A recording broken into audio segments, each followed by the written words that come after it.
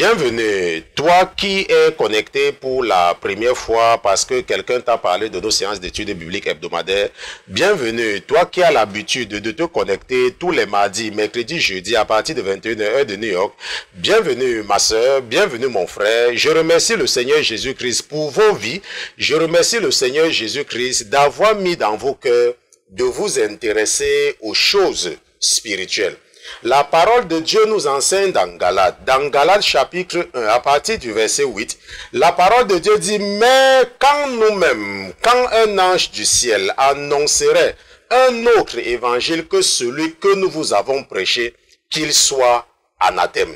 Nous l'avons dit précédemment et je le répète à cette heure, si quelqu'un vous annonce un autre évangile que celui que vous avez reçu, qu'il soit anathème. Et maintenant, est-ce la faveur des hommes que je désire ou celle de Dieu?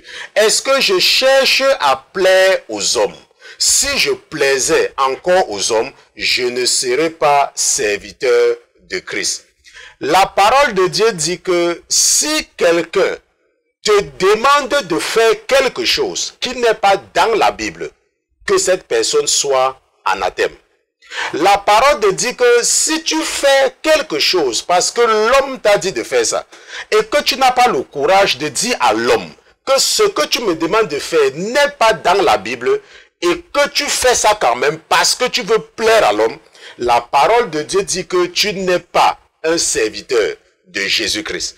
La parole de Dieu dit que nous répétons encore et nous répétons encore une fois de plus ce soir que si quelqu'un vient te dire de faire quelque chose, si quelqu'un utilise son raisonnement pour t'amener à faire quelque chose qui n'est pas dans la parole de Dieu, la parole de Dieu dit que cette personne est anathème.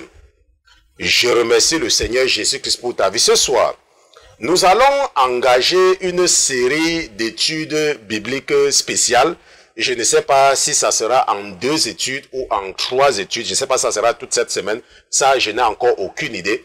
Mais nous allons voir, en fait, nous allons discuter et nous allons parcourir ensemble une histoire vraie.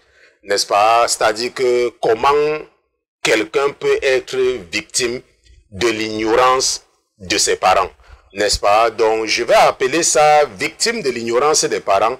Une histoire vraie. Première partie ce soir parce qu'il y aura certainement la deuxième partie, mais je ne sais pas s'il y aura la troisième partie.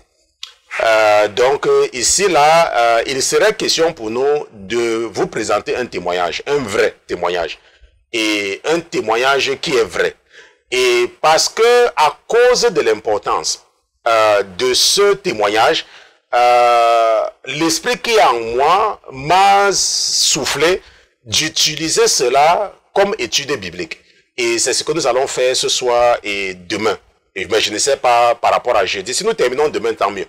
Donc, victime de l'ignorance des parents, une histoire vraie. Et c'est ce que nous allons voir. Mais, avant de nous élaborer sur ce témoignage d'une sœur, nous allons d'abord nous assurer que le Saint-Esprit va prendre le contrôle de mon âme et de mon esprit, de l'âme et de l'esprit de vos frères et serviteurs que je suis. Donc, avant toute chose, nous allons également nous assurer de la présence de notre patron dans ce studio. Mais comme notre patron n'est pas un patron ordinaire, comme il est Dieu, comme lui c'est Jésus-Christ de Nazareth, nous allons lui dérouler le tapis rouge et nous allons demander à tous les autres qui se trouvent dans les cieux, qui se trouvent sur la terre, sous la terre et sous la mer, de cette terre, parce que nous sommes sur le point d'accueillir dans ce studio Jésus-Christ de Nazareth. Gardez l'écoute. À tout à l'heure.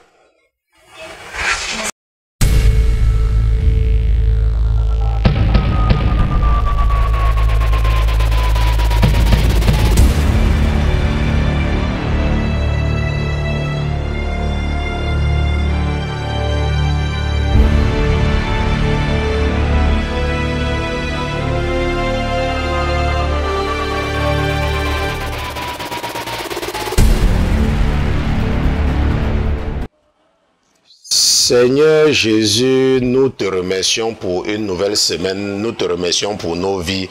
Nous te remercions parce que tu es Dieu. Nous te remercions parce que tu nous as démontré ton amour. Tu nous as démontré ton amour par le fait que lorsque nous étions encore sous la condamnation de la malédiction, tu es devenu malédiction afin que la malédiction qui pesait sur nous soit levée. Car ta parole nous enseigne que maudit est celui qui est pendu au bois. Et toi, Seigneur, tu avais été pendu à la croix du Calvaire à Golgotha. Il y a de cela un peu plus de 2000 ans. Ce soir, mon Dieu, mon roi, nous sommes d'accord avec ta fille Eden que tu es Yeshua HaMashiach. Nous sommes d'accord que c'est toi Shiloh. Nous sommes d'accord, mon Dieu, mon roi, que tu es roi. Mais qu'en dehors de toi, mon Dieu, mon roi, les autres qui se revendiquent roi ou qui se revendiquent Dieu ne sont que la fabrication et l'imagination de la pensée de leurs adeptes, car ils sont sourds. Ils sont sourds et ils passent même d'ailleurs leur temps à dormir. Et lorsque les adeptes font appel à eux, ils n'ont même pas les oreilles pour entendre. Mais toi, Seigneur Jésus-Christ, tu es fidèle. Tu ne dors jamais, tu ne sommeilles jamais. Tu es attentif aux cris de tes enfants. C'est pour cela que ce soir, en accord avec ta fille Eden, nous crions aux autres qui se trouvent dans les cieux, Yeshua HaMashiach. Nous crions, Papa, nous te demandons pardon pour les offenses que nous avons commis vendredi, samedi, dimanche, lundi, lorsque nous n'étions pas dans ce studio, mon Dieu, mon roi. Tes enfants ont certainement posé des actes qui t'ont offensé, tes enfants ont blasphémé ton nom, tes enfants ont donné une occasion à l'ennemi de se moquer de toi. Mais mon Dieu, mon roi, parce que tu es plein de bonté et de miséricorde, permets-moi de te présenter leur sacrifice d'expiation, leur sacrifice de culpabilité, leur offrande en don, leur sacrifice d'action de grâce. Mon Dieu, mon roi, ma soeur a péché contre toi, ma soeur t'a offensé. Mon frère a péché contre toi, mon frère t'a offensé. Ta fille et ton fils t'ont offensé. Ton serviteur t'a offensé parce qu'il n'a pas été assez courageux pour pouvoir amener ton enfant qui est égaré, qui se perd, à venir vers toi en lui présentant ta parole telle que tu l'as écrite dans le livre que tu nous as donné et que nous appelons la Bible. Merci, mon Dieu, mon roi, de nous pardonner ce soir. Merci pour tous ceux-là qui sont connectés pour leur séance d'études bibliques hebdomadaires. Merci, mon Dieu, mon roi, de toucher tes enfants à travers le monde en utilisant une look humaine comme moi, mon Dieu, mon roi, moi qui t'ai trompé, moi qui a amené l'ennemi à se moquer de toi pendant des années, mais à qui tu as montré une fois de plus ta miséricorde. Tu as eu pitié de moi, mon Dieu, mon roi. Tu m'as pardonné, tu m'as racheté, tu m'as donné une autre occasion, une autre chance de pouvoir arranger les choses, de pouvoir arranger ma relation avec toi. Mais en plus de cela, mon Dieu, mon roi, tu as même choisi de déposer ton esprit sur moi afin de m'utiliser comme tu l'avais promis à ton serviteur Moïse, que tu devais susciter dans chaque communauté un de tes prophètes pour pouvoir avertir tes enfants dans l'esprit desquels tu as déposé ton esprit. Merci, Seigneur Jésus, de m'avoir choisi parmi mes frères et parmi mes soeurs. Merci d'avoir déposé ton esprit en moi. Mais je te demande surtout, Seigneur Jésus, ce soir, que tu ne me permets pas d'utiliser mon raisonnement propre, que tu ne me permets pas, au Seigneur Jésus, de faire éclater mon orgueil pour l'utiliser et enseigner tes fils et tes filles qui sont connectés. Je prie, mon Dieu, mon roi, que tu prennes le contrôle de mon âme et de mon esprit afin de pouvoir m'utiliser, afin de pouvoir parler à tes enfants dans un langage qu'ils peuvent comprendre. Surtout pas le langage des dieux, encore moins le langage des anges. Surtout pas un langage compliqué, mon Dieu, mon roi, un français simple. Un français, une orthographe, une grammaire simple qui peut permettre à mes frères de pouvoir comprendre leur créateur, de pouvoir comprendre leur Père, de pouvoir comprendre leur Dieu. Tu es Dieu, mon Dieu, mon roi, et nous sommes d'accord avec Pierre. Nous sommes d'accord avec Jean qu'il n'y a aucun autre nom qui a été donné aux hommes sous le ciel par lequel ils peuvent être sauvés en dehors du nom de Jésus-Christ de Nazareth. Et c'est ce nom que nous crions à toutes les principautés sous-marines, à toutes les principautés aériennes, à tous les princes qui se trouvent dans les airs. Que chaque fois que nous disons Dieu, alors nous nous référons seulement à Jésus-Christ de Nazareth. Et c'est ce nom que nous invoquons. C'est ce nom que nous envoyons dans toutes les maisons qui sont connectées en ce moment. Et c'est ce nom que nous demandons de devenir le feu et localiser tous les esprits maléfiques, tous les esprits mauvais, tous les esprits méchants qui ont été déposés dans ces maisons pour pouvoir rendre captifs, pour pouvoir maintenir dans la captivité, dans l'ignorance de la connaissance des oracles et des mystères qui sont cachés dans la parole de leur Créateur. Mon Dieu, mon roi, que le nom de Jésus-Christ devienne un filet spirituel, que le nom de Jésus devienne une épée spirituelle, que le nom de Jésus se transforme en feu pour les délocaliser, pour les enchaîner, pour les détruire et les renvoyer dans les profondeurs de l'abîme pour une durée de 1000 ans et qu'ils n'arrivent plus jamais à retrouver ces maisons au nom de Jésus-Christ de Nazareth. Seigneur Jésus, je te remercie d'avoir béni quelqu'un ce soir. Je te remercie d'avoir délivré un captif ce soir. Nous te disons merci au nom de Jésus-Christ, ton serviteur et tes enfants. D'une seule voix, nous te disons Amen, amen, amen, amen. Donc, nous remercions Dieu pour Jésus-Christ. Nous remercions Jésus-Christ pour sa présence dans ce studio.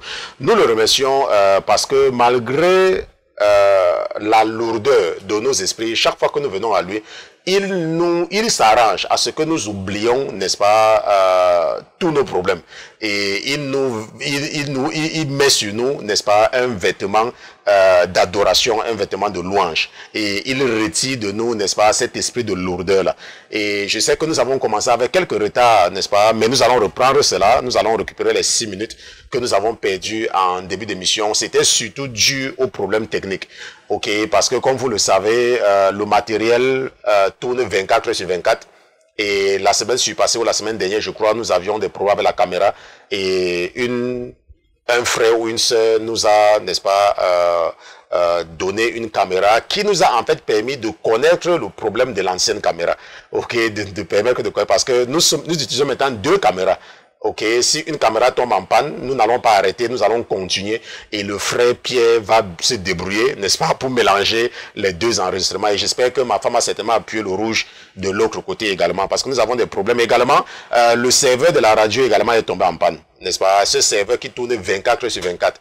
Et vous avez constaté que la qualité du son n'était pas bonne. Je pense que la semaine dernière ou bien même la semaine passée. Et il fallait, parce qu'on utilisait un adaptateur en fait. Mais lorsque je me suis rendu compte, il fallait connecter directement le son du mixeur au nouveau serveur que nous avons. Et à cause de cela, le câble que nous utilisions pour le mixeur vidéo n'était pas là quand j'entrais en studio. Et il fallait donc trouver un câble rapidement. Donc c'est ça qui nous a amené qui nous a causé ce retard-là. Et aussi, je vous ai dit que nous utilisons maintenant un nouveau logiciel de production, n'est-ce pas, pour le mixage audio. Et que ce soit mon épouse ou bien ma fille, elles ne sont pas encore vraiment très à l'aise avec cela. Donc tout cela a provoqué ce retard. Mais nous allons récupérer les 6 minutes. Mais comme je disais tout à l'heure, n'est-ce pas, comme je disais tout à l'heure, ce soir, nous allons étudier le cas d'une victime de l'ignorance de ses parents, une histoire vraie. Et ce que nous allons faire ce soir, c'est que nous allons surtout parcourir dans un premier temps les rêves de cette personne. En fait, c'est une femme, ok, les rêves de cette sœur. Et je vais également profiter de l'occasion pour vous expliquer ou pour vous aider à savoir comment interpréter les rêves. Bon, je peux seulement vous expliquer, mais en fait, c'est un don. Ok, le don de l'interprétation des rêves, n'est-ce pas, c'est un don. Et ce don-là, je ne sais même pas quand c'est venu, mais je me suis seulement rendu compte que je pouvais interpréter les rêves. Ok. Et les gens viennent souvent vers moi de temps en temps. S'il vous plaît, je ne vous demande pas de venir avec vos rêves, parce que je ne vais pas répondre à tous les rêves. Et je ne vous demande pas non plus de passer le temps à m'envoyer vos rêves. Ok. Il y a des rêves que l'esprit qui est en moi me demande de prendre au sérieux, parce que ça peut édifier tout le monde. Mais ce ne sont pas tous les rêves qui vont certainement édifier. Et je suis également très occupé, s'il vous plaît. À moins que ce ne soit vraiment quelque chose de très, très, très important, n'est-ce pas? Il ne faut pas seulement m'envoyer des rêves pour m'envoyer des rêves. Maintenant, le cas de notre sœur que nous allons appeler Marianne, n'est-ce pas, pour préserver son anonymat, parce que je le lui ai dit que je devais utiliser son cas pour enseigner. Et elle n'a pas il n'y a pas eu d'objection par rapport à cela. Et Marianne, c'est le nom que nous allons lui donner pour garder son identité. Et également, ce qui va se passer, c'est que Marianne, en fait, est une jeune fille, n'est-ce pas? Une jeune fille qui est dans la trentaine. Et pendant longtemps, elle n'a pas marché avec le Seigneur, n'est-ce pas? Pendant longtemps. Et je ne la connais pas. Ok, je ne l'ai jamais vue. Je n'ai jamais entendu sa voix. Maintenant, tu vas peut-être dire, mais pasteur Christian, comment tu connais donc son rêve? Le problème, c'est qu'un jour, elle a envoyé, n'est-ce pas, un message en utilisant l'adresse email du ministère, la sainteté1 à gmail.com. Parfois, je ne réponds pas à tous les messages, n'est-ce pas? Il y a la sœur qui s'occupe, n'est-ce pas, de répondre souvent aux messages, mais il y a des messages que je réponds personnellement. Et son message, immédiatement, l'esprit a attiré mon attention sur son message et je me suis penché là-dessus pendant des jours. Et la sœur dont m'a raconté une série de rêves. Et m'a raconté également sa vie. Et à partir de là, pendant que j'étais en train de lui répondre pour la dernière fois, l'esprit en moi m'a chuchoté d'utiliser cela pour vous enseigner. N'est-ce pas? Pour vous enseigner. Maintenant, ce que nous allons donc d'abord, avant de commencer, nous allons lire 3 passages bibliques. Nous allons d'abord partir dans Proverbes chapitre 22. Verset 6. Donc, allons d'abord dans Proverbes chapitre 22, verset 6. La parole de Dieu dit dans Proverbes chapitre 22, verset 6 que « Instruis l'enfant selon la voie qu'il doit suivre, et quand il sera vieux, il ne s'en détournera pas. » La parole de Dieu dit que tu dois instruire tes enfants selon la voie qu'ils doivent suivre, ou bien qu'ils doivent suivre. La parole de Dieu ne dit pas que tu dois demander l'avis des enfants. La parole de Dieu dit que tu dois les instruire. Tu ne dois pas les demander. Maintenant, une chose que vous devez comprendre, c'est que moi, c'est quelque chose que, honnêtement, pour être honnête avec vous, il y a beaucoup de choses que c'est l'esprit en moi qui m'enseigne en fait. Il y a des choses que je n'ai pas entendues quelque part. Il y a des choses que le Seigneur peut me pousser d'entendre et utiliser. Mais il y a des choses que j'apprends quand je médite sur la parole de Dieu. Et une fois, j'écoutais, je crois, un frère ou une sœur qui parlait de l'éducation des enfants et de s'assurer que lorsque tu es un parent, tu dois savoir ce que tes enfants lisent et tu dois savoir ce que tes enfants regardent. Moi, par exemple, dans ma maison, on n'écoute pas la musique mondaine. Ça, ce n'est même pas possible. Et mes enfants, même, eux, le savent déjà. Donc, même si tu mets la musique mondaine devant mes enfants, ça ne va même rien leur dire. Ok, ça, ils le savent déjà parce que ils savent que papa n'aime pas ça. Et avec le temps, eux aussi, ils ont adopté. Mes enfants, par exemple, n'écoutent que la musique chrétienne, n'est-ce pas? Ils sont tout petits et je ne mets jamais les photos de mes enfants sur les réseaux sociaux. Et si tu m'écoutes et que tu as ces mauvaises habitudes, il faut prendre l'habitude. Il ne faut pas mettre les photos de tes enfants sur les réseaux sociaux. Les réseaux sociaux ne sont pas ce que tu crois, n'est-ce pas? Il y a trop de mauvaises choses là-bas. Il faut savoir préserver l'identité de tes enfants. Ok, il faut préserver l'identité de tes enfants. Il ne faut pas parce que tu vois les gens mettre les photos de leurs enfants et toi aussi tu vas mettre les photos de tes enfants. Il ne faut jamais faire ça. Ok, jamais. On se comprend. Maintenant, donc, moi, par exemple, je connais, quand mes enfants lisent même un livre, je dois savoir ce que le livre dit. Est-ce que tu me comprends? Donc, si tu es un parent et que tu m'écoutes, ne permets pas à tes enfants de lire n'importe quel livre. Les livres qu'on parle des serpents, les livres qu'on parle des choses comme les Harry Potter, il ne faut pas permettre à tes enfants de lire. Ce sont des livres démoniaques. Et le changement du comportement de tes enfants a une origine dans ces livres-là. Les livres où tu vois les choses bizarres. Ok, quand tu vois ton enfant lire un livre, tu dois t'assurer que le livre ne parle pas de la sorcellerie, de la magie, et que c'est un livre qui ne parle... Parfois, on peut leur demander de dire des choses à l'école, mais tu dois t'assurer qu'il n'y a pas les choses bizarres dedans. Et tu dois prendre le livre et regarder. Ou bien de lui demander, le livre parle de quoi? Est-ce que tu me comprends? Ça, c'est la première chose. La deuxième chose, c'est que nous allons partir dans Deutéronome chapitre 6. Allons ensemble dans Deutéronome chapitre 6. Et nous allons lire à partir du verset 4. La parole de Dieu dit, je suis dans Deutéronome chapitre 6, verset 4. La parole de Dieu dit, écoute Israël, l'Éternel notre Dieu est le seul éternel. Tu aimeras l'Éternel ton Dieu de tout ton cœur, de toute ton âme et de toute ta force. Et ces commandements que je te donne aujourd'hui seront dans ton cœur. Tu les inculqueras à tes parents, à tes enfants. Et tu en parleras quand tu seras dans ta maison, quand tu iras en voyage, quand tu te coucheras et quand tu te lèveras. Tu les liras comme un signe sur tes mains et ils seront comme des frontaux entre tes yeux. Tu les écriras entre les poteaux de ta porte et sur ta porte. La Bible dit dans Deutéronome chapitre 6 verset 4 à 9 que tu les inculqueras. Ça veut dire que tu dois inculquer la parole de Dieu dans la pensée de tes enfants. Tu dois les parler de la parole de Dieu quand ils sont assis, quand ils sont couchés, quand ils se réveillent. Quand tu écris même ça partout dans ta maison, c'est ce que la parole de Dieu dit. Parce qu'il y a des parents. Leur partie d'enseigner à leurs enfants Dieu, c'est de les amener à l'église. Mais quand ils sont à la maison, c'est la musique mondaine qu'ils écoutent. Ce sont les films impudiques qu'ils écoutent. Ce sont les chaînes de télévision impudiques qu'ils écoutent.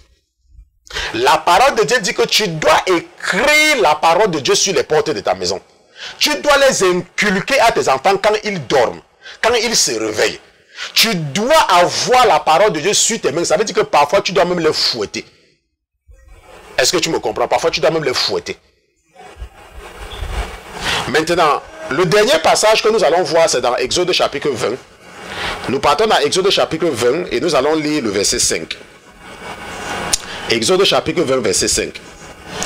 La parole de Dieu dit: car moi, l'Éternel ton Dieu, je suis un Dieu jaloux qui punit l'iniquité des pères sur les enfants jusqu'à la 3e et la 4e génération de ceux qui me haïssent. Moi, l'Éternel, je suis un Dieu jaloux qui punit l'iniquité des pères sur les enfants jusqu'à la 4e génération. Jusqu'à la 3e et même à la 4e génération de ceux qui me haïssent.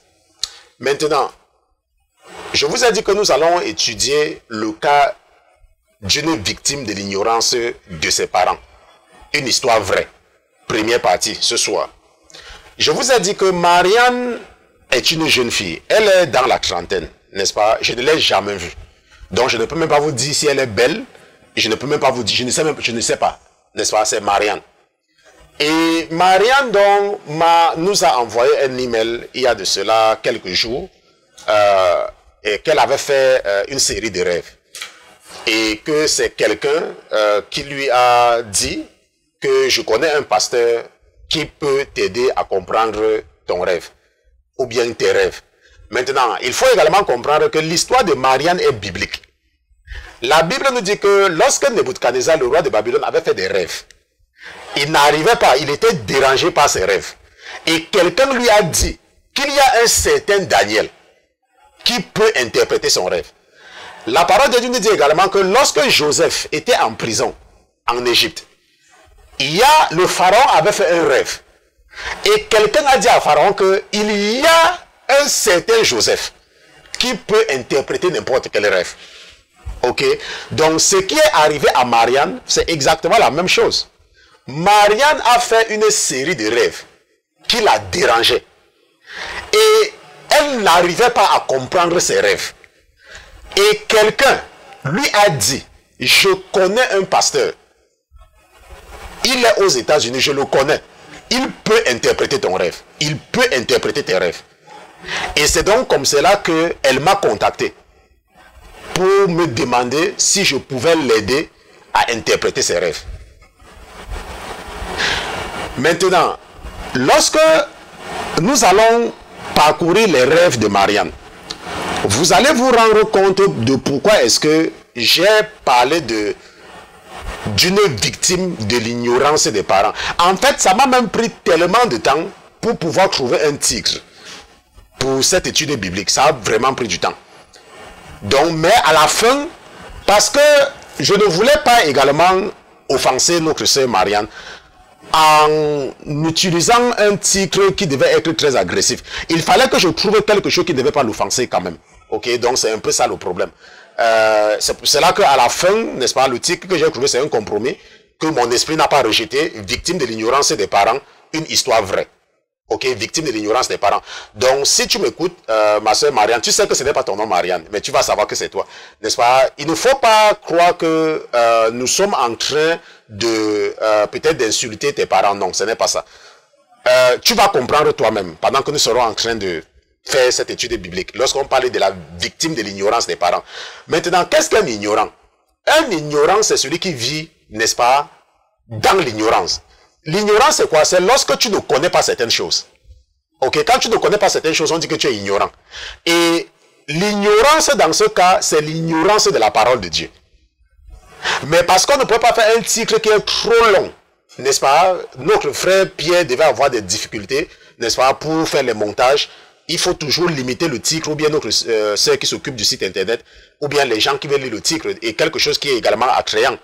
Ok, donc on s'est arrêté là. Donc ici, là, lorsque nous parlons de l'ignorance de tes parents, c'est parce que en fait, l'éducation que tu as reçue et dont tu es victime est la conséquence du fait que tes parents ne marchaient pas avec Jésus-Christ. Donc tes parents étaient ignorants des lois du monde spirituel. C'est pour cela que nous parlons, nous disons que tu es victime de l'ignorance de tes parents. Est-ce que tu me comprends? Donc il ne faut pas être offensé par rapport au titre que nous donnons par rapport à ton histoire. Je sais que tu nous écoutes. Maintenant, normalement, lorsque j'ai voulu présenter le cas de Marianne, il était question en fait de parler seulement de la vie de Marianne. Mais à la dernière minute, l'esprit qui en moi m'a dit non, je veux que tu lises les rêves qu'elle a faits et que tu utilises les rêves qu'elle a faits pour amener tes frères et tes sœurs à comprendre comment interpréter les rêves ou à comprendre comment je parle à mes enfants. Maintenant, il faut savoir que Dieu nous parle de trois façons. Dieu nous parle pas des rêves, il nous parle pas des visions et il nous parle pas des prophéties. Ça, c'est selon la parole de Dieu. Ok, Dieu peut nous parler de trois façons. Par les rêves, par les visions, par les prophéties. Moi, j'avais reçu la prophétie, ok, de mon pasteur, le pasteur Georges. Quand il m'avait fait la prophétie que je devais être un prophète, ok, ça fait des années, je ne comprenais même rien dans toutes ces histoires-là. Ok, il parlait des choses, moi, j'entendais seulement. C'était qu'après que ça a commencé à avoir un sens. Et il m'avait dit que le Seigneur m'a dit de te dire qu'il va d'abord commencer à te révéler des rêves. N'est-ce pas? Et c'est comme ça que je me suis rendu compte que quand quelqu'un rêvait, je comprenais facilement. Je me suis seulement rendu compte. N'est-ce pas? Parce que je sais que c'est la première étape. Et parce que je sais que chaque fois que Dieu dit quelque chose, ça va toujours se réaliser. Et c'est donc facile pour moi d'interpréter les rêves. N'est-ce pas? Quel que soit le rêve que quelqu'un a, si la personne vient vers moi, c'est que c'est d'abord le Saint-Esprit qui a poussé la personne vers moi. Et quand tu me présentes un rêve, je comprends ça. Pour moi, le rêve, en fait, c'est comme si tu me racontais une histoire. N'est-ce pas? C'est comme si tu me racontes une histoire et puis moi je comprends. Sans faire trop d'efforts. Mais ce n'était pas vraiment le cas, n'est-ce pas, avec Marianne, parce que je me suis posé beaucoup de questions lorsque j'ai lu son premier rêve. Et c'est ce que nous allons faire ensemble, n'est-ce pas? Nous allons lire le premier rêve de Marianne. Donc, Marianne, en fait, a des problèmes. Elle a des sérieux problèmes dans son foyer. Et ces problèmes-là l'ont amené à chercher la face de Dieu. Rappelez-vous, je vous ai dit que lorsque nous étudions le livre de Ruth, que Jésus qui ne rejette personne, même un musulman, Jésus ne rejette personne. Si tu es bouddhiste, tu es musulman, tu es brahmaniste, n'importe quoi, tu viens vers Jésus, il ne va pas te rejeter. Notre Dieu ne rejette personne.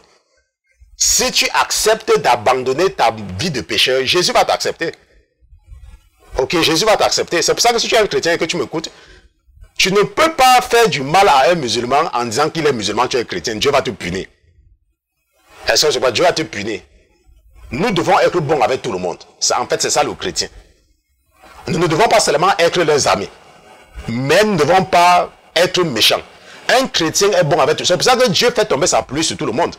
Dieu fait tomber sa pluie sur les chrétiens, et il fait tomber sa pluie même sur les non-chrétiens. Donc toi, tu dis que tu es un disciple de Jésus-Christ et tu détestes ou tu insultes les musulmans. Ça veut dire que, quand je dis insulter, ça veut dire que l'Esprit de Dieu n'est pas en toi. Il faut seulement les ignorer, il faut les laisser. On se comprend. Maintenant, regardons le premier rêve de notre sœur. Je disais que, à cause des problèmes qu'elle a, elle avait décidé de jeûner pendant 3 jours. Et elle a fait ce qu'on appelle un jeûne à sec. 3 jours sans manger ni boire. 3 jours sans manger ni boire. Et le deuxième jour de son rêve, de son jeûne, elle va faire le premier rêve. Et c'est ça que je vais lire avec vous. Le deuxième jour de son jeûne, à sec, sans manger ni boire. Donc, J'ai omis le départ, n'est-ce pas, les salutations, les politesses, n'est-ce pas, j'ai mis ça de côté, parce que nous voulons voir. Mais je retiens que ce rêve, elle a fait ce rêve vers 11 h du matin, le deuxième jour de son jeûne. Voilà son rêve, et je vais le lire. C'est long, hein, donc il faut écouter attentivement. C'est un rêve. Je suis dans un avion plutôt vieux, allant au Gabon. Bon, bien évidemment, l'avion ne part pas au Gabon. J'ai également changé le pays pour préserver son identité. Ok, donc, le nom de Marianne, ce n'est pas son nom. Et elle ne part pas au Gabon, n'est-ce pas? C'est un autre pays, mais c'est pour préserver son identité. La raison, c'est que peut-être qu'elle a raconté ce rêve à certaines personnes. Et je ne voudrais pas, n'est-ce pas, exposer sa vie. Est-ce qu'on se comprend? D'accord.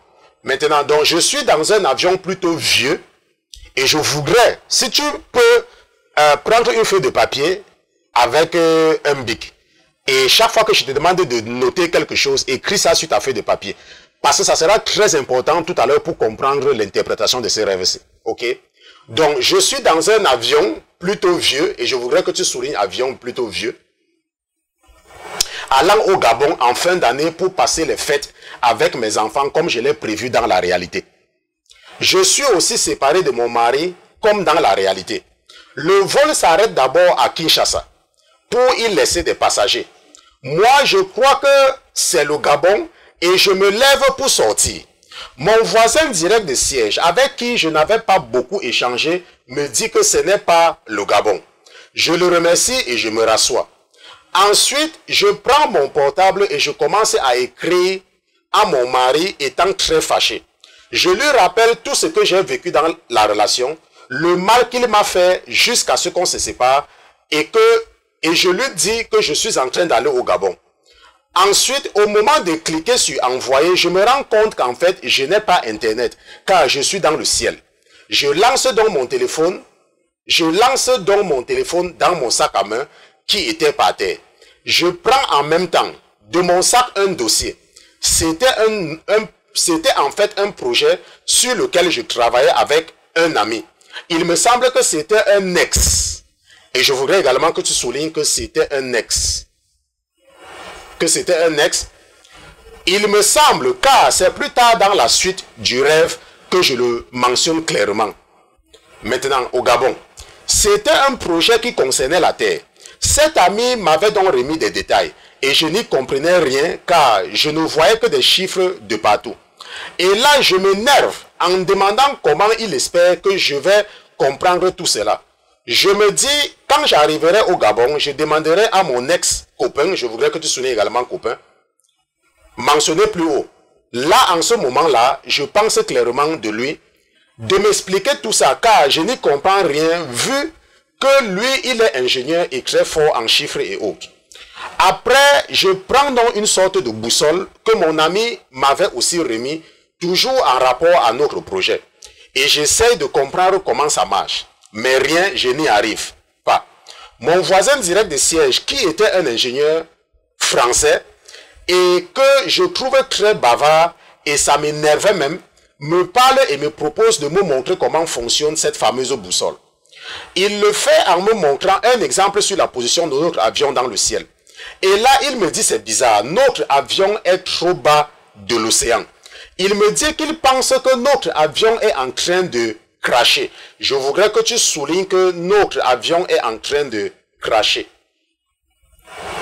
Et je voudrais également que tu soulignes qu'un ingénieur français. Ok? Je lui dis, mais non, c'est pas possible. Si c'était le cas, le commandant l'aurait annoncé pour qu'on s'y prépare enfin. Et il me répond, je vous dis que nous crachons, mettez votre ceinture. Et je l'exécute et lui aussi. Je lance un coup d'œil dans l'avion et tous les autres passagers ne savaient pas ce qui allait se passer, même les hôtesses. Et quand ils s'en ont rendu compte que nous étions déjà presque sous l'océan, tout le monde criait, pleurait, n'est-ce pas? Certains s'évanouissaient même avant que l'avion n'entre dans l'océan. Et puis soudain, boum, nous étions dans l'eau. Je priais, et je voudrais que tu soulignes, je priais, je chantais, je demandais au Seigneur d'avoir pitié de moi et de faire un miracle pour me sauver. Je voudrais que tu soulignes que je priais, je chantais.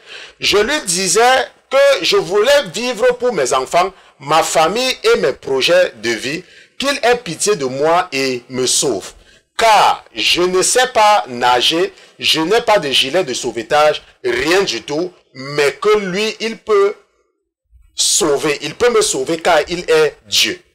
Et elle dit ici là que même pendant qu'elle me racontait, qu'elle était en train d'écrire, n'est-ce pas, ce rêve-ci, elle dit que je pleure en te racontant ceci car c'est très fort comme dans la réalité, n'est-ce pas? Elle était en train de pleurer pendant qu'elle écrivait ceci.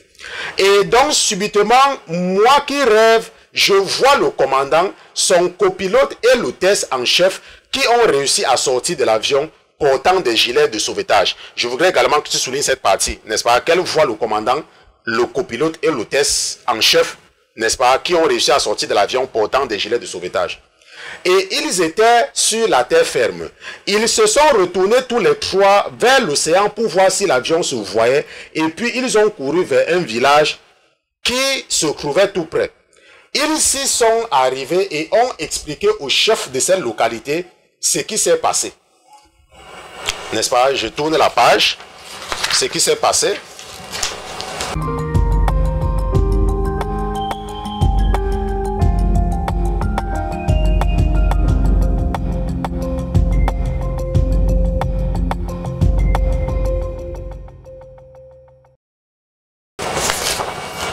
N'est-ce pas? Ils ont corrompu, n'est-ce pas, les gens du village pour qu'ils n'informent pas les autorités compétentes de ce crash car c'était apparemment de leur faute. Ensuite, ils se sont enfuis à l'aide de ce chef-là. Moi, étant déjà en train de vraiment me noyer dans l'avion, je ne cessais de supplier le Seigneur et de l'adorer, de chanter. Bref, j'avais la foi. Ensuite, l'ingénieur qui était assis à côté de moi et un autre passager ont réussi à nager et à s'échapper de l'avion jusqu'à se retrouver sur la terre ferme. Ils étaient épuisés car ils avaient nagé longtemps pour s'y retrouver. En ce moment-là, un esprit, c'était un homme en blanc. Et je voudrais que tu soulignes que c'était un homme en blanc. Mais plutôt en esprit, pas en chair. Est apparu devant cette passagère et lui a ordonné de retourner sous l'eau, me sauver en disant, retourne sauver la jeune fille. Elle étant épuisée disait qu'elle ne peut pas. Comment ferait-elle pour me ramener et qu'en plus je dois déjà être morte à l'heure qu'il est car cela fait longtemps que l'avion a crashé. Cet esprit a insisté et lui a dit qu'elle peut le faire. Elle est donc retournée et a réussi à me sortir de l'eau. Dès qu'elle l'a fait, j'ai fait un soupir et là, elle s'est exclamée, mon Dieu, tu es vivante. Moi, je me suis mise à remercier le Seigneur et à lui dire que mon miracle a été accompli.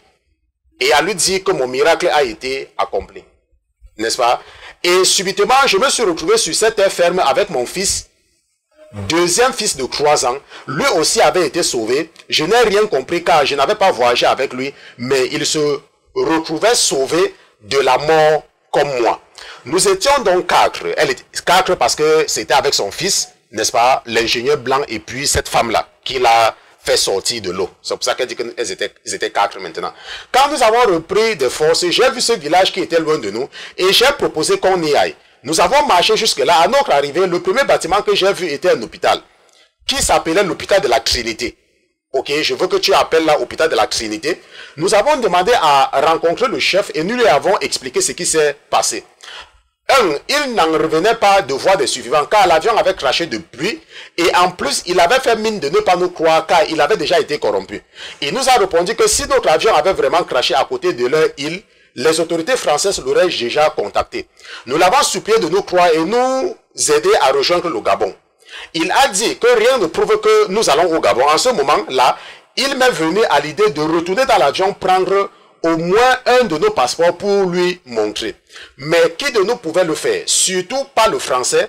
Il n'avait pas le courage. Mais la jeune dame qui m'avait sauvé m'a dit qu'elle retournerait chercher un document dans son sac qui se trouvait dans la soute et l'apporterait, que je ne m'inquiète pas. En ce moment-là, je me suis dit qu'elle était super courageuse cette dame. Et nous l'avons dit au chef. Ce dernier a demandé à ce que nous soyons internés dans l'hôpital pour des soins. Mais tous les lits étaient occupés, donc ils nous ont fait asseoir sur des chaises dehors en face du bâtiment de l'hôpital. Ils nous ont dit attendre le maire du village avec qui on devait avoir une réunion pour qu'on rejoigne le Gabon. Donc en fait, en ce moment-là, le problème du document gabonais qu'on devait présenter comme preuve n'existait plus. Nous nous sommes assis et puis subitement je me suis remise à vomir. n'est-ce pas? Je veux que tu soulignes qu'elle s'est remise à vomir de l'eau, comme je l'ai fait au moment où la jeune dame m'avait sorti de l'eau à vomir. Je ne comprenais pas comment, après tout ce temps-là, après être sauvé, je recommençais à vomir de l'eau. La jeune femme-là s'est mise à me taper le dos en me disant de tout vomir. Et je vomissais de plus belle. Ensuite, c'est mon fils qui était sur mes genoux qui a aussi commencé à vomir. Jusqu'à ce qu'on a fini. Et là, en ce moment-là, j'ai encore remercié la dame plus haut. En fait, je l'avais remercié de nous avoir sauvés. Et elle m'avait répondu que ce n'est pas elle qui l'a fait, que je remercie le Seigneur. Je ne cessais de la remercier en fait. Et je lui ai donc demandé son prénom. Elle m'a dit qu'elle s'appelait Majesty. Et je lui ai dit que je trouvais son prénom très original, car je n'avais jamais entendu un prénom pareil auparavant. Elle a souri. Elle a souri tout simplement. Cette dame en fait était noire de peau, mais noire comme les Indiens noirs. Je voudrais également que tu soulignes cela, qu'elle était noire, mais comme les Indiens noirs. En fait, c'est parce que je pense que tu vas comprendre plus tard, ok? Et avait de grosses nattes sur la tête dont les mèches tombaient sur les épaules. Je crois 3 grosses nattes. Elle était belle et dégageait quelque chose que je ne saurais expliquer, très calme et très posée. Et elle m'écoutait attentivement. Et donc, après m'avoir donné son prénom, bizarrement, je me suis mise à entendre la voix de mon mari me disant que je dois changer le nom de notre fils qui était avec moi pour Majesté, le prénom de la jeune dame qui nous avait sauvés, parce qu'elle nous avait sauvés. Et moi, je lui ai dit, mais comment va-t-on changer le nom d'un enfant dont l'acte a déjà été fait depuis et lui-même a déjà un prénom? En fait, mon fils s'appelle Prince. Ce n'est pas le nom de son fils. J'ai également changé le nom de son fils pour préserver l'anonymat, n'est-ce pas? Et je lui ai dit, ce n'est pas ça, le sujet maintenant. Trouve plutôt la solution pour que nous rejoignions le Gabon. Tu t'attardes toujours sur des choses sans importance. C'est toujours comme ça que tu es. Bref, je me suis énervé en disant, mais tu ne changeras donc jamais, toujours à t'accrocher sur des choses futiles. Et puis subitement, je n'entendais plus cette voix-là. C'était bizarre, ce rêve-là. Et donc, après cela, Majesté avait son portable avec elle, toujours assise. Et que je lui demande, mais d'où te viens-tu ton portable? Elle répond qu'elle l'avait sur elle. Et je suis doublement surprise de voir qu'elle fonctionne dans l'eau et ne l'a pas abîmée. En plus, elle a Internet. L'ingénieur français, en voyant cela, lui a arraché le téléphone et s'est mis à contacter toute sa famille. Elle est restée toute calme et souriait toujours. Moi, j'étais assise tranquillement à admirer cette île car elle était très belle. Ensuite, l'ingénieur finit ses appels, il remet le téléphone à Majesté. Quelques minutes plus tard, Majesté me tend le téléphone en me disant que je reçois un appel. Je prends le téléphone et je vois que c'est une ex-copine de mon mari qui est en fait devenue une amie à moi, qui appelle. Ah, je suis très surprise car je me demande comment est-ce possible que je reçoive un coup de fil d'elle et je vois bien son nom sur l'écran du téléphone. Mais comment est-ce possible puisque ce téléphone n'est même pas le mien? Je décroche l'appel. Elle me parle comme d'habitude et moi encore surpris, je demande si c'est vraiment elle. Elle me dit, mais oui, c'est moi. Et que c'est comment? Je lui explique donc ce qui m'est arrivé. Elle panique et tout. Et puis, je lui dis d'essayer de contacter mes amis, les autorités pour les informer. Elle me dit, oui, je ferai un post sur ta page Facebook. Je remets donc le téléphone à Majesté. Quelques instants plus tard, elle me tend de nouveau le téléphone. Cette fois-ci, c'est mon papa qui m'appelle. Mais je n'y crois pas, mais je décroche. Pareil, mon papa m'appelle pour parler des nouvelles. Totalement surprise, car papa n'a jamais de temps pour parler au téléphone. Et là, il m'appelle comme ça d'un coup. Je lui réponds, n'est-ce pas? Comme à mon ami, c'est bien toi papa. Et lui, il me dit, bien sûr. Je lui explique à son tour ce qui s'est passé. Il est surpris de savoir que j'allais au Gabon sans avoir informé un membre de ma famille, même pas mon petit frère avec qui je suis complice. Il me demande comment ai-je pu faire cela, que j'aurais donc pu mourir et personne n'aurait jamais su ce qui m'est arrivé. Et là, d'un coup, je rentre dans mon passé en me demandant ce qui a fait que je devienne aussi cachotière, même sur des choses aussi importantes. Et la réponse que je tiens, c'est que mon mari m'a toujours dit de n'informer personne, ni même aucun membre de ma famille, quand je pars au Gabon. Il m'a toujours amené à cacher presque tous les détails de ma vie à ma famille parce que je suis marié. Je ne suis plus fille à maman. Je dois faire les choses seul. Bref, d'un coup, je me rendais compte que j'avais eu tort d'appliquer ces dits à la lettre jusqu'à notre séparation. Je me suis dit, oui, j'aurais pu mourir ainsi et mon fils que personne ne le sache. Pourquoi est-ce que je passe le temps à cacher tout, même ce qu'il ne faut pas à ma famille? N'est-ce pas? Et là, n'est-ce pas, ça c'est la dernière page. Et là, je dis, oui papa, tu as raison. Et puis, je suis avec Prince. Mon père s'étonne en plus. Tu es en plus avec l'enfant et tu n'as dit à personne. Mais Prince n'est pas au Gabon. J'ai dit non, il est avec moi. Et là, mon papa me dit qu'il va tout faire pour qu'on arrive au Gabon. Et me rassure que tout ira bien. Il contactera les autorités gabonaises. Nous étions en fait sur une île en Érythrée. Et moi, je lui ai dit, papa, informe la famille et tu informes aussi mon mari. Et je voudrais que tu soulignes, et tu informes aussi mon mari que j'allais au Gabon voir les enfants et mon avion a craché. Je suis avec Prince et mon père est resté silencieux quelques secondes. En fait, mon père et mon mari ne se parlent pas depuis près de 4 ans aujourd'hui. Et il m'a répondu, je ferai ce qu'il faut pour que vous arriviez au Gabon. Je l'ai remercié et j'ai rendu le téléphone à Majesté. Je suis retourné m'asseoir et à remettre toute ma vie en question. Je me disais que j'avais fait beaucoup d'erreurs. Bref, après le rêve s'est arrêté là. Donc, c'était donc ça le rêve de notre sœur Marianne. Et comme, n'est-ce pas, vous avez constaté, n'est-ce pas, c'est toute une visite, n'est-ce pas, du Seigneur. En fait, elle a vécu quelque chose, n'est-ce pas, elle a vécu une réalité dans le rêve. Et j'ai fait une étude biblique sur le monde des rêves. Ok, nous avons fait une étude biblique là-dessus. Maintenant, lorsque tu lis un rêve, c'est dans un langage codé. Ce ne sont pas tous les détails du rêve qui sont importants, non. Il y a des mots-clés. Quand tu fais un rêve, il y a des choses qui sont importantes. Parce que Dieu veut coder cela. C'est la même chose avec la Bible. Ok, c'est la même chose avec la Bible. Donc, notre sœur ici, vous vous êtes rendu compte que elle rêve. Et en fait, elle a en fait été amenée. N'est-ce pas? Le Seigneur lui a fait vivre quelque chose. Donc, elle a vécu quelque chose. Mais elle ne savait pas qu'elle vivait en fait quelque chose. Elle ne savait pas. Pour elle, c'était un rêve. À cause de son niveau spirituel, bien sûr. Et lorsque j'ai lu ce rêve, je l'ai lu, n'est-ce pas, malgré la longueur, hein, ok, je l'ai lu au moins 2 fois. Pour méditer et demander au Saint-Esprit pourquoi, premièrement, il a envoyé cette sœur vers moi. Et deuxièmement, qu'est-ce qu'il veut, n'est-ce pas, lui montrer. Et l'esprit qui est en moi, le Saint-Esprit a attiré mon attention sur le mot cracher et avion. Ok, l'avion qui crache. Et a également attiré mon attention sur le fait qu'elle a prié quand l'avion crachait. Ok, et également sur les pilotes qui ont quitté l'avion. Et également sur ce qu'elle vomissait après, n'est-ce pas, avoir été sauvée de l'eau. Et le Saint-Esprit a attiré mon attention seulement sur ces points-là. Et sans même la connaître, n'est-ce pas, j'ai commencé à lui écrire et à lui donner l'interprétation de son rêve. En fait, ce rêve, en fait, dans ce rêve, il s'agit en fait d'une femme mariée qui a des problèmes avec son mari. Et elle a pris un avion, n'est-ce pas? Dans un rêve, chaque fois que tu entends un avion symbolise quelque chose, un moyen de transport pour un long voyage.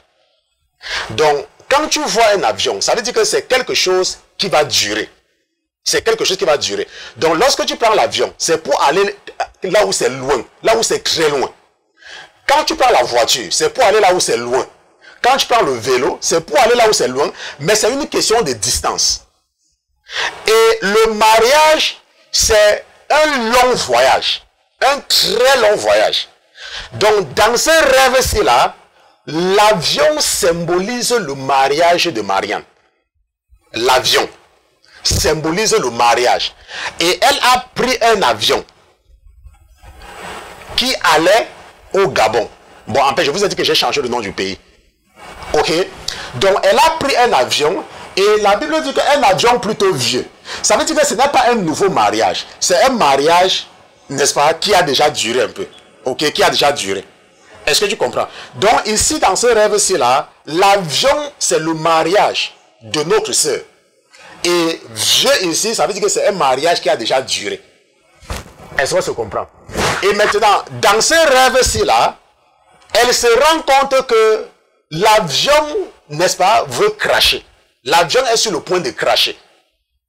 Avec elle dans l'avion, bien sûr. Mais il y a un ingénieur français qui est capable de lui faire savoir que l'avion va cracher. Maintenant, le Saint-Esprit n'a pas trop attiré mon attention sur la présence de l'ingénieur français. Dans un premier temps, il n'avait pas. C'est quand je lisais tout à l'heure que je suis en train de voir, quand je lisais qu'en fait, un ingénieur, ici, l'ingénieur français, ça veut dire que quelqu'un qui comprend et qui parle français, en fait. Et je me rends compte quand je lisais tout à l'heure qu'en fait, je suis un ingénieur. Et que je vais l'aider à comprendre l'orientation de son mariage qui est en train de cracher. Mais le Saint-Esprit ne m'a pas révélé ça avant. C'est quand je lisais tout à l'heure. C'est pour ça que ça parle d'un ingénieur français qui m'énervait d'abord parce qu'il bavardait. Et cette sœur-ci, et je peux vous garantir que c'est une personne que certainement qu'on lui a parlé de moi avant et mes enseignements l'énervaient. Certainement, je ne suis pas très sûr. C'est parce que là maintenant je suis en train de seulement de comprendre. Mais en fait, c'est comme si mes enseignements en fait l'énervaient avant. Mais parce qu'elle n'arrivait pas à comprendre la boussole, elle est maintenant venue vers moi. Et lorsque l'avion voulait cracher, elle s'est mise à prier. Qu'est-ce que cela veut dire? Ça veut dire que je vous ai dit que l'avion ici là symbolise son mariage. Et quand elle a su que son mariage allait cracher, elle a commencé à prier. Elle a commencé à implorer le Seigneur. Elle a commencé à lui demander, n'est-ce pas, de l'aider. Est-ce qu'on se comprend? Cela veut dire quoi? Cela veut dire que, rappelez-vous qu'elle dit bien au début qu'elle est séparée de son mari, mais ils ne sont pas divorcés. Ça veut dire que le mariage a craché. Le mariage va cracher. Ça a craché. Mais ça ne va pas la tuer. Elle ne va pas mourir. Mais à une autre condition, si elle prie. Est-ce qu'on se comprend? Parce que l'avion va cracher quand même. Mais l'avion va cracher dans l'eau. Parce qu'elle a prié, l'avion va cracher dans l'eau. Parce qu'elle a prié. Est-ce qu'on se comprend? Parce qu'elle a prié. Donc si elle prie, elle peut sauver son mariage. Si elle prie. Donc tout dépend d'elle. Maintenant, dans le rêve, elle dit que le pilote et le copilote et l'hôtesse en chef étaient sortis de l'avion et avaient fui. Donc ce pilote-là et ce copilote et tout, parce que les vrais capitaines ne fuient pas. Donc ceux-ci-là représentent les démons qui contrôlaient le mariage de Marianne avant. Donc il y a des mariages qui sont contrôlés par les mauvais esprits. Et ce sont des démons qui contrôlaient ce mariage-là. Mais la bonne nouvelle pour notre soeur, c'est que ces démons-là ont fui, sont sortis de l'avion et ont fui. Ça, c'est la bonne nouvelle. Donc ce ne sont plus eux qui vont diriger le mariage de Marianne. Est-ce qu'on se comprend? Ce ne sont plus eux qui vont diriger le mariage de Marianne. Ils ont fui. Ce sont des démons. Donc en fait, pendant tout ce temps-là, le mariage de notre soeur était dirigé par des démons. Pourquoi? Parce qu'elle n'avait aucune relation avec Jésus-Christ. Et si tu m'écoutes également et que tu n'as pas de relation avec Jésus-Christ, il faut que tu saches que ton mariage est dirigé, est piloté par des mauvais esprits. Et ce sont ces esprits-là qui sont responsables de tous les problèmes que tu as dans ton mariage. Est-ce qu'on se comprend? Ce sont ces esprits qui sont responsables de tous les problèmes que tu as dans ton mariage. Maintenant, lorsque nous étions en train de lire, n'est-ce pas, je vous ai dit qu'on devait récupérer les 6 minutes que nous avons perdues, il nous reste 3 minutes, n'est-ce pas? Elle nous a dit que la femme qui l'avait sauvée, avait le teint comme les Indiens, n'est-ce pas? En fait, ici, notre soeur, si elle fait l'analogie, elle peut voir que c'était en fait comme les Israéliens, comme les Juifs, parce que ce sont les faux blancs. Ils sont un peu comme noirs, comme les Indiens. Donc, en fait, ici, cette femme qui la sauve, en fait, c'est un ange. C'est l'ange de l'Éternel. Et la personne qui a demandé à la femme d'aller la sauver, en fait, c'est le Seigneur qui a demandé à l'ange d'aller la sauver. Et elle dit que après qu'elle soit sortie de l'eau, longtemps plus tard, elle va commencer à vomir. Et son fils également va commencer à vomir. N'est-ce pas? Tous ces vomissements-là n'ont rien à voir avec l'eau qu'elle a bu. En fait, elle vomissait. Les vomissements ici-là symbolisent la délivrance. C'est sa délivrance. C'est pour ça que parfois, lorsque tu es dans le monde et que tu rêves souvent que les gens te donnent à manger, c'est la réalité, on te donne effectivement à manger. Est-ce que tu me comprends? On te donne à manger. Et le processus de la délivrance passe par cela. Donc, les vomissements de Marianne et de son fils ici, là, symbolisent sa délivrance. Donc, elle a tout vomi, elle a tout fait. Tout ce qu'elle avait, n'est-ce pas? Tout ce que l'ennemi l'avait enchaîné lorsqu'elle vivait encore dans le monde, lorsqu'elle suivait, je ne sais pas. Je vous ai dit que je n'ai jamais vu. Hein. Je ne peux pas vraiment vous dire qui elle est. Mais je suis seulement en train d'interpréter un rêve. Est-ce qu'on se comprend? Et je lui ai interprété son rêve. Je lui ai écrit, n'est-ce pas, ce que son rêve disait. Et certainement qu'elle s'est reconnue. Et elle va raconter le deuxième rêve. Que nous allons certainement lire demain. Ok? Et je voudrais faire l'effort de terminer. Si on ne peut pas terminer, bon, le Seigneur, ça dépend de lui. Mais elle va faire le deuxième rêve. Et cette fois-là, après le jeûne. Donc ce soir, donc, vous avez vu comment interpréter un rêve. Et vous avez vu comment utiliser des symboles pour interpréter un rêve. Et vous avez vu comment l'ennemi était au contrôle du mariage de notre sœur Marianne. Mais comment par la prière, elle peut sauver son mariage qui est en train de souffrir en ce moment. Nous allons continuer demain avec la suite du rêve, mais le deuxième rêve que notre sœur, n'est-ce pas, va faire, où le Seigneur va lui révéler quelque chose par rapport à son comportement. Et par rapport à quelque chose dont elle doit faire sérieusement attention, sinon elle risque de payer, n'est-ce pas, cela avec sa vie. Ok. Maintenant, nous excusons, n'est-ce pas, pour tous les petits détails, tous les problèmes techniques que nous avons eu ce soir. Mais ce qui est important, c'est qu'il faut retenir que nous sommes en train de faire l'étude d'une victime de l'ignorance des parents, n'est-ce pas, une histoire vraie, l'histoire de la sœur Marianne. Et nous allons continuer demain. Nous allons prier. Seigneur Jésus, je te remercie pour le rêve de notre sœur. Je te remercie d'édifier tes enfants en utilisant ton enfant.